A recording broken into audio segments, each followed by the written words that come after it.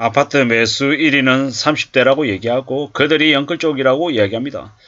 그리고 영끌 쪽들의 뭐 눈물 이러면서 1년 전, 2년 전 그리고 지금도 계속해서 저런 뉴스가 계속 나오고 있는데요. 영끌 쪽들의 눈물의 금매라고 얘기합니다. 근데 이제 앞으로 이 부동산에 관련해서는요. 계속해서 집값이 내려갈 수밖에 없습니다. 이 언론에서 다시 펌프질하고 집값을 또 다시 올라가게 한다. 올라갈 수 있다. 올라간다. 이런 얘기들을 되게 많이 하는데 우리가 잘 생각해 볼 건 저건 결국 폭탄 돌리기입니다. 폭탄 돌리기. 이 뒤늦게 영끌해서 이렇게 집을 산 이들은요. 되게 이제 힘겹죠. 뭐라 그러냐 요즘에 부동산 가격 내려나가면 큰일 날 사람들이 되게 많다고 얘기합니다. 대한민국의 무수히 많은 가구들의 자산 중에 부동산이 차지하는 비중이 적지 않다라고 얘기하고 지방정부나 중앙정부는요. 또 부동산 가격이 내려가면 또 그 때문에 이제 거래가 원활하게 이루어지지 않으면 이 세수가 부족해서 또 힘겨워지고요. 여러 가지의 것들이 참 많이 우리에게 이 부동산이 문제로 작용하고 있는 것 같습니다. 어떻게 되겠습니까? 부동산이 떨어지면 실물 경제 뭐 다 이제 안 좋아진다라고 얘기하고 어떻게든 부동산을 또 받들어야 된다라고 얘기하는데 그 부동산 가격이 너무 높아서 청년들이 결혼하지도 출산하지도 못하고 혼자 사는 이들도 되게 많고요.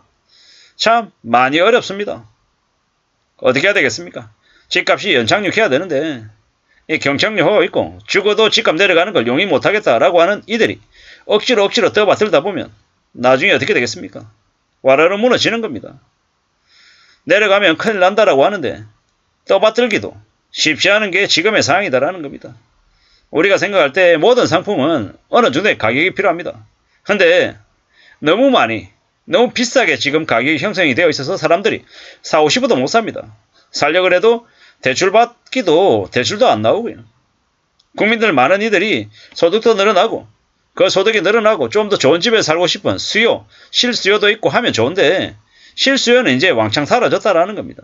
지금은 먹고 사는 게 힘들어서 회사라고 하는 곳에서 붙어있기만 하고 월급만 나오면 감사하다라고 생각하며 함부로 부동산을 관심 가지지 못하고 있습니다. 지금은요. 투기 수요, 투자 수요에 의해서 계속 부동산 가격이 올라갔다. 이미 그 부동산들의 거품이 너무 많이 끼어있다라고 봐야 됩니다. 참 무서운 얘기입니다. 정신 못 차리고 계속 집값이 우상향할 거라고 생각하는데 계속 우상향할 수 있겠냐라는 겁니다. 지난 10여 년 동안 집값이 2배, 3배, 4배까지 올랐습니다. 이런 말도 안 되는 상황에 집값이 조금 내려가도 영끌족들은 되게 힘들다, 어렵다, 안 좋다라고 이야기하고 있는 상황이죠. 되게 씁쓸한 이야기입니다. 2016년, 2017년에 구매한 사람들은 집값이 2배, 3배 올라서 여유가 있다라고 얘기하고 2021년, 2년, 2023년, 2024년까지 산 사람들은요. 많이 힘겨워하고 있는 상황입니다. 정말로 집을 사서 진짜 부자가 된 사람들이 많은 걸까? 아니면 뒤늦게 나도 이렇게 집으로 아파트 사서 새 아파트 사서 여러 채 사서 부자가 되겠다라는 그런 생각으로 뒤늦게 뛰어들었다가 전부 다 물려있는 사람들이 많은 걸까? 참 잘 생각해 볼 필요가 있다라는 겁니다. 그리고 한국이라고 하는 이 나라에서 부동산을 너무 많이 나라나 건설업계나 유튜브나 대학 교수나 모두들 다 이렇게 권유하다 보니까 지금 어떻게 됐습니까? 너무 많은 충격들이 벌어졌다라는 겁니다. 이게 뭔가 싶은 거죠. 참 무서운 이야기입니다. 누구는 그렇게도 얘기합니다. 1억짜리가 8억까지 됐다가 지금 한 5억 됐다라고요. 여전히 비싸다라고 얘기한답니다. 우리는 잘 생각해 볼 필요가 있습니다. 자기 수준에 맞는 집을 적당히 대출받고 사야 됐던 겁니다. 너무 무리하게, 너무 과도하게 욕심부리고 왕창 대출해서 샀다. 그러니까 이제 답이 없는 겁니다. 연끌해가지고 집을 샀는데 이제 상황이 안 좋으니까 다들 난리가 나는 거죠. 되게 무서운 건요. 눈이 뒤집어지고 자신의 전 재산을 전부 다 올인했다라는 거. 그게 가장 위험한 거다라는 겁니다. 참 잘 생각해 볼 필요가 있습니다. 그리고 저기 언론 뉴스 제목에서는 금매라고 하는데 현실에서는요. 여전히 비싸다라고 합니다. 아, 아직도 비싸구나. 지금 살 시기는 아니구나. 라고 생각한답니다. 참 많은 생각들이 들죠. 은행들은 대출해줘서 대출 이자로 수익을 엄청나게 내서 배 뚱뚱거리고 있고 돈 없는 사람들은 뒤늦게 무리하게 나도 벼락거지 안 되겠다라고 뒤늦게 뛰어들었는데 알고 보니까 너무 무리했던 거죠. 감당 안 되는 수준이었던 겁니다. 뒤늦게 좀 그래도 돈 벌어보겠다라고 마음 먹고 움직이고 또 했는데 참 수월하지 않은 거죠. 씁쓸한 거죠. 이게 뭔가 싶은 겁니다. 앞으로 살아가면 우리는 좀 더 마음을 굳게 먹고 지낼 필요가 있는 것 같습니다. 앞으로 어떻게 될까요? 어떻게 살아갈 수 있을까요? 결국에 그 감당 못할 무리한 빚을 진 이들은 그로 인한 충격을 온몸으로 다 받을 수밖에 없다는 겁니다. 2011년, 2012년 하우스푸어 상태, 그때보다 지금 이제 대출의 규모가 2배, 3배, 4배다라는 것, 충격도 그 이상으로 크다라고 봐야 될 것 같습니다. 참 많은 생각들, 많은 고민들이 듭니다. 앞으로 어떻게 되겠습니까? 앞으로 우리가 살아가는 사람들의 삶의 모습에서 부동산 충격이 아주 크게 우리를 뒤흔들어 놓을 것 같습니다. 아파트 공화국, 부동산 공화국이 어떤 결말을 맞을지는 우리는 잘 생각할 필요가 있는 것 같습니다.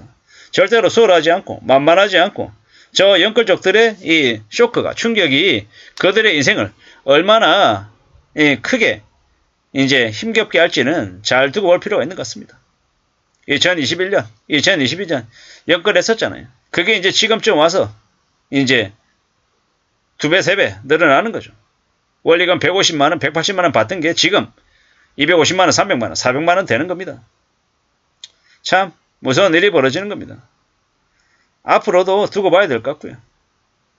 좀 더 마음을 단단히 먹고 지내야 될 것 같습니다. 어떻게든 건매해서 팔 수 있으면 감사한 겁니다. 지금이라도요. 근데 지금도 안 팔겠다고 좀 더 버텨보겠다라고 생각하면 좀 더 우려스러울 것 같습니다. 참 막막하죠. 지금 집값이 비정상이고 정상화되는 수순이다 라고 얘기하는 사람도 있지만 또 어떤 사람들은 내가 뒤늦게 뛰어들어서 샀는데 지금 그러면 안 되는데 이렇게 생각하는 사람들도 있다라는 겁니다. 우리는 많은 생각해 볼 필요가 있습니다. 무엇보다도 감당할 수 있는 범위 안에서 대출을 내고 수용할 수 있는 수준으로 집을 사서 일상생활을 같이 하며 살아가는 게 필요하겠다라는 말씀을 드립니다. 참으로 쉽지 않은 처지에 우리가 놓여 있는 것 같습니다. 괜찮을 수 있겠습니까? 나아질 수 있겠습니까? 금방금방 뭔가가 나아지지 않을 것 같다라는 생각이 많이 듭니다. 우리가 살아가고 있는 지금의 현실을 좀 잘 대비하고 잘 대응하고 겪어가며 살기를 바라는데요. 참 어떨지는 숨죽이고 더욱더 지켜봐야 할 것 같습니다. 참 많이 우려스럽고 많이 염려스럽고 걱정스러운 게 사실입니다. 앞으로 우리가 살아가는 시대에